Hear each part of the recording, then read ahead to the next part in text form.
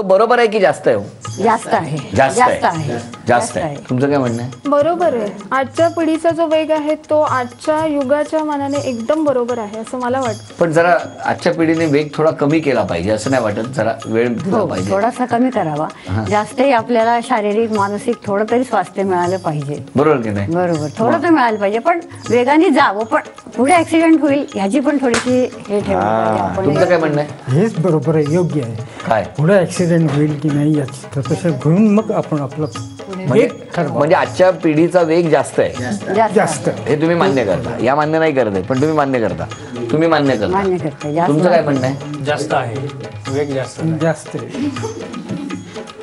ह्यांनाच घ्या आता खाली समोर. सर एक बिल गेटचं एक पुस्तक आहे द रोड अहेडमध्ये. त्याने सांगितले की एव्हरी सक्सेस वॉन्ट स्पीड, पण speed which is limited, which is controllable. आजकाल पिढी काय करतात मला हेही पाहिजे, एकापेक्षा अनेक गोष्टीवर टार्गेट ओरिएंटेड ते ठेवतात. त्याच्यामुळं काय होतं, काही ठिकाणी यश मिळतं पण बऱ्याच ठिकाणी अपयश येतं. आपण म्हणतो ना नेहमी लाईफमध्ये की एक ना धड भाराभर चिंध्या, म्हणजे स्पीड जास्त आहे. हो आहे. माझं असं म्हणणं आहे की जेव्हा आपण म्हणतो की आजचं स्पर्धेचं युग आहे, तर त्या स्पर्धेच्या युगात टिकून राहण्यासाठी तुम्हाला स्पीड हा गरजेचा आहेच आहे. प्रश्न एवढाच आहे की समजून घ्यायचा, कारण की आम्ही म्हणतो एक स्त्री असून मी पण की आम्ही सुपर वुमन पाहिजे तर पाहिजेच, नाही तर तुम्ही स्पर्धेच्या बाहेर फेकले जाल. फक्त एवढंच आहे की तुम्ही प्रायोरिटी द्यायला शिकलं पाहिजे आणि जे तुम्हाला हवं आहे त्याच्यात सक्सेस मिळालं की तुमचं एक समाधान तिथं पाहिजे, मग तुम्ही दुसऱ्या गोलवर कॉन्सन्ट्रेट केलं पाहिजे.